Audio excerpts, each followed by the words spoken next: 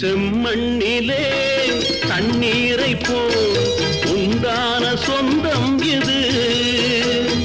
சிந்தாமணி ஜோதியை போல் ஒன்றான பந்தம் இது.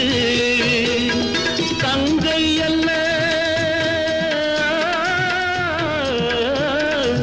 தங்கை அல்ல தாயானவள். கோழி பாடல் நான் பாட பொருளானாள். ஒரு தங்க ரதத்தில் பொன் மஞ்சள் நிலவு, ஒரு தங்க ரதத்தில் பொன் மஞ்சள் நிலவு.